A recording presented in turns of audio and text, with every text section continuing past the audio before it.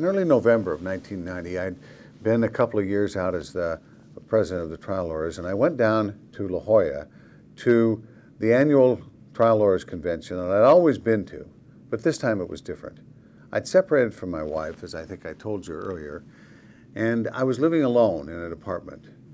But when I went to that convention with all my old friends and had to tell them that we'd separated, where was Liz, it was difficult. Liz and I were not hating each other. We were not angry. We had made a serious effort to pull this thing together with our kids. But still in all, I was looking for someone. And I asked my guides, the universe, whatever you want to call it, to help me find somebody in my life. And then something happened. At the convention on Saturday night, I was invited to what we call a candlelight ceremony. Something unusual. It's kind of AA related. I didn't go to these, but my friend Ed Caldwell, who'd give me the intervention and help me quit drinking, encouraged me to come to a small, quiet room where there was only a candlelight, a dark room with the candlelight in it. We sat around a table, and there were 6 of us, I believe. One man brought a woman with him, a date. We went around the table, and each of us talked about what was going on. We all knew each other. We were all trial lawyers. We were all in recovery.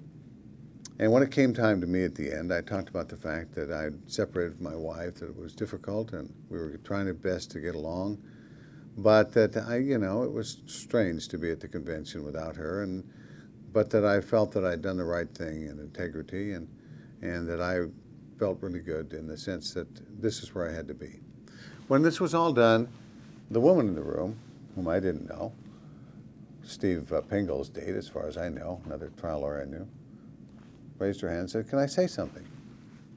I looked at her. In the darkness, she seemed like quite an attractive woman, but she just turned to me and said, "Gary, I really appreciate what you said." She said, I had to leave my marriage with integrity and for reasons like you did. Not because of affairs, not because you were drinking, just because the relationship had changed. So I just think it's nice to hear your honesty about that. And I said, "Well, thank you very much." And as far as I was concerned, she was Steve Pingel's date, and so I let it go at that.